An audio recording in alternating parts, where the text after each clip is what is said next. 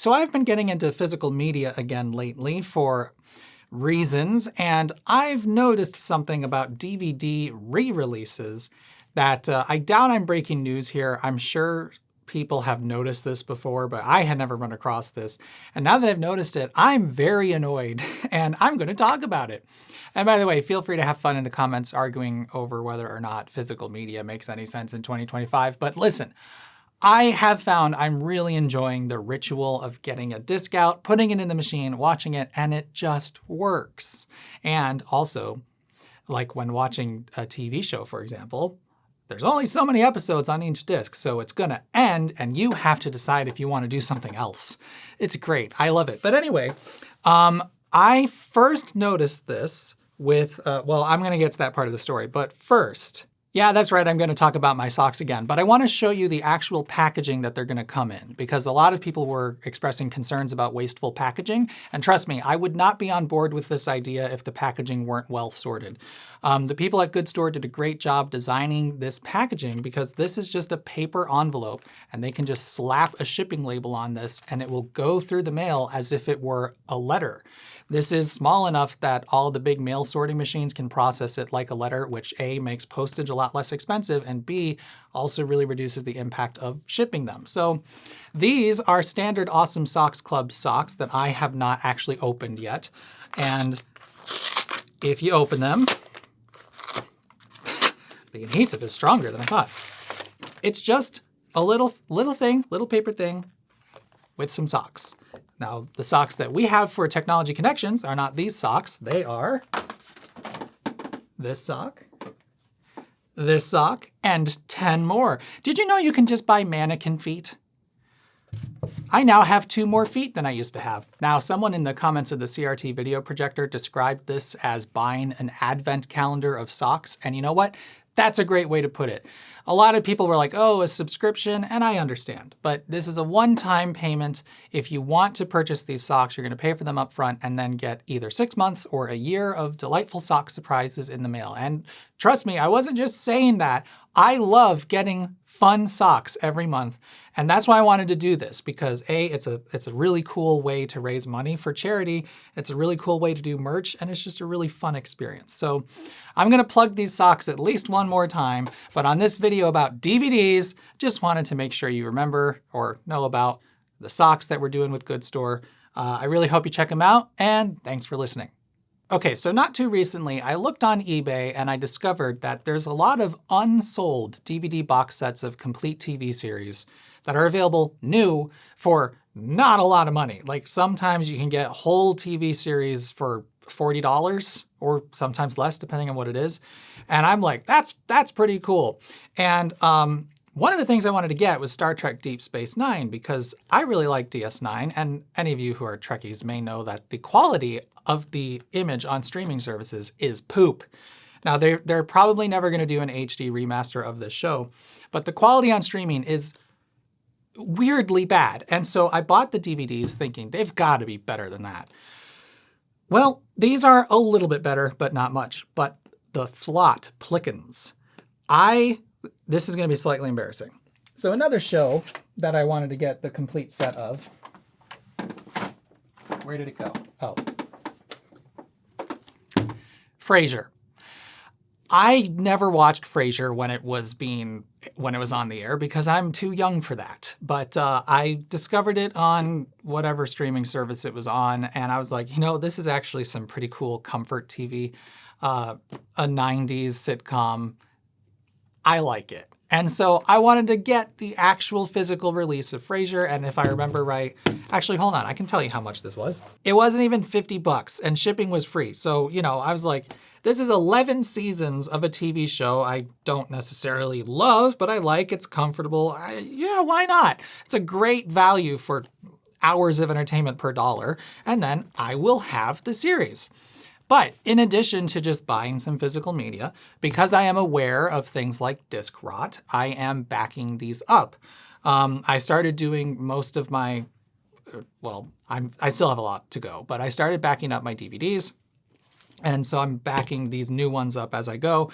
I have a NAS now here at the office with over 100 terabytes of space in there. It is nowhere near full. And I'm also putting them on portable hard drives because, as you know, with backups, 2 is 1 and 1 is none.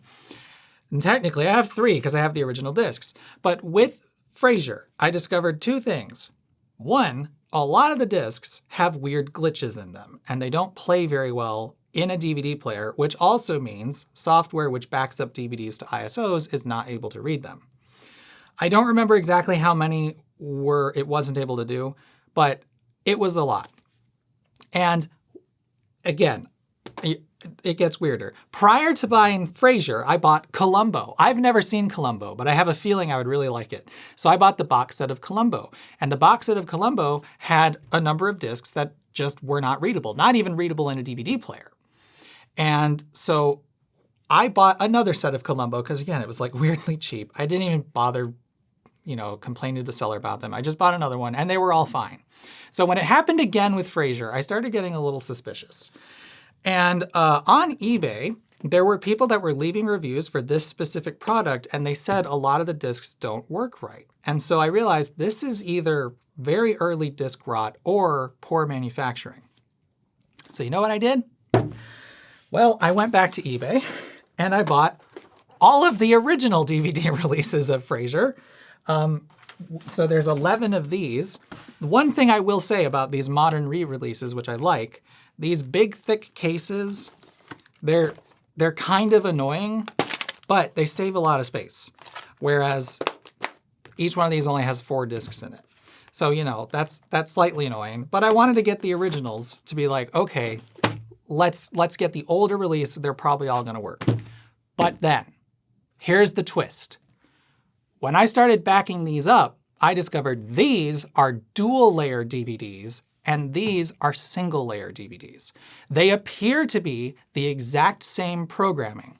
So they have the same menus, if you put them in a DVD player, they're gonna look exactly the same between these and those. But these are dual layer DVDs with much less compressed video.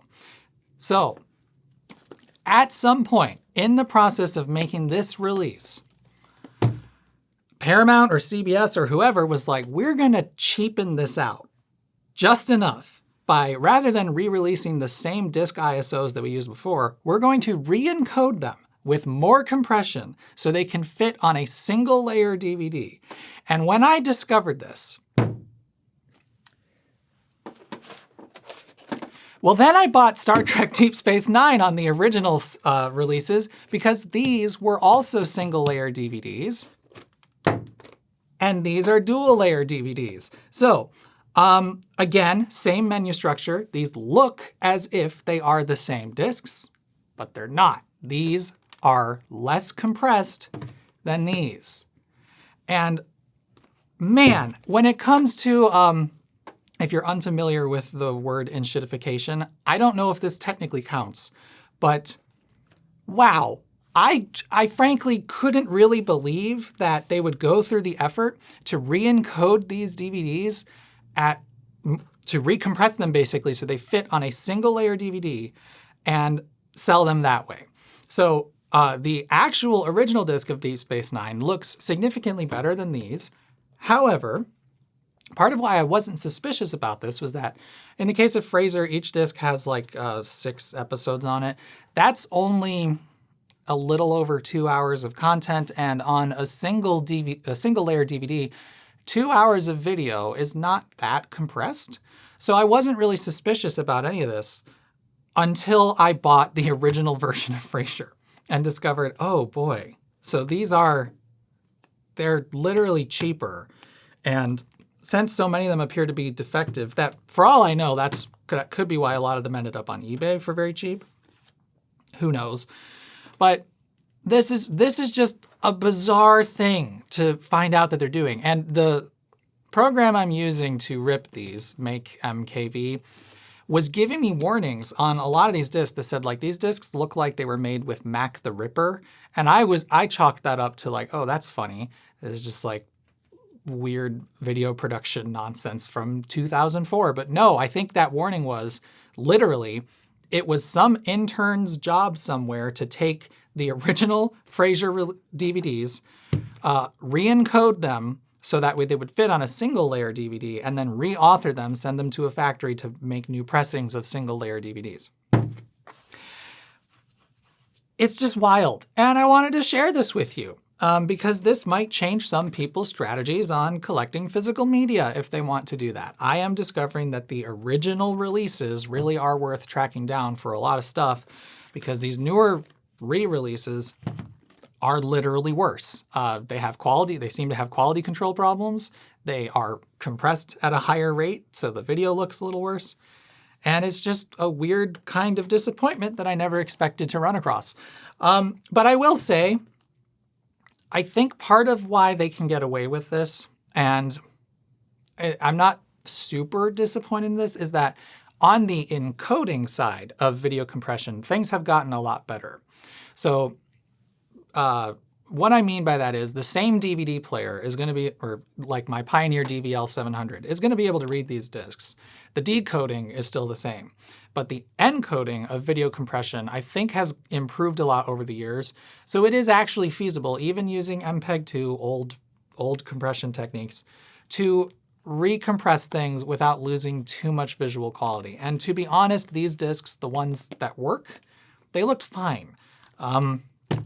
They don't look fantastic because they came from the original analog broadcast tapes.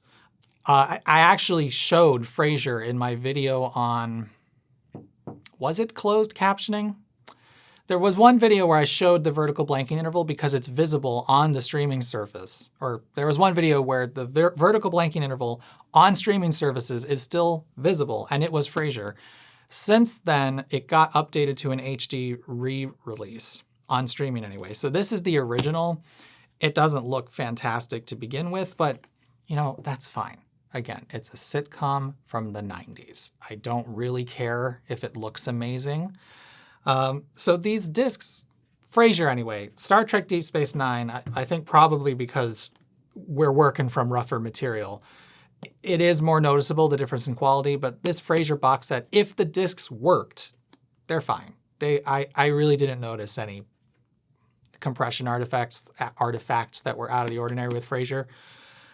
But it is still just very surprising to me to discover that they did this. Oh, and I meant to put this in earlier in the video.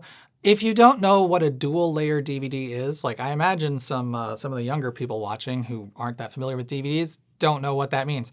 One of the coolest things about DVDs is that they have a base data layer, like any other optical disc. Well, Blu-ray discs also do this, but they have a base data layer, and then in front of that, there's a translucent data layer. So there's actually 2 layers of data, which not quite doubles the capacity a disc can hold. So a single layer DVD is 4.7 gigabytes, and I believe a dual layer is up to 8.5. But manufacturing dual layer discs is more expensive because you effectively need to have 2 stampings in each disc. And so what they did to save a little money was re-encode the disc ISO for a dual layer disc as a single layer disc and do a new production run with these slightly worse disc images. So yeah, that's really all there is to this video.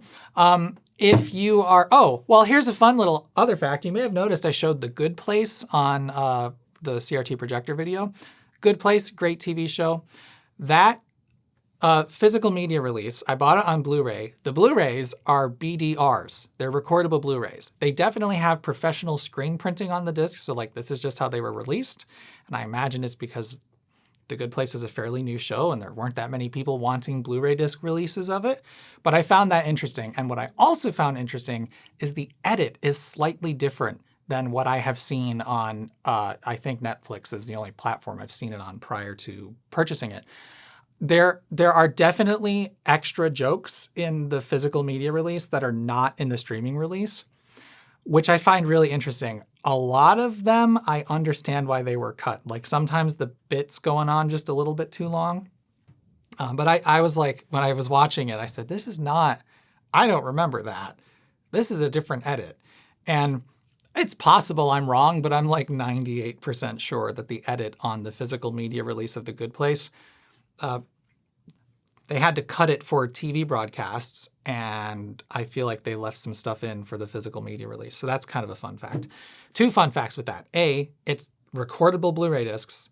So that one I am definitely interested in trying to back up, because who knows how long they'll last. But also it's a different edit. But yeah, that's all this video was about. I think I'm going to stop it because I'm continuing to go on far longer than I planned. And one other thing to mention is that so far, the examples I have of this happening are all either Paramount or CBS.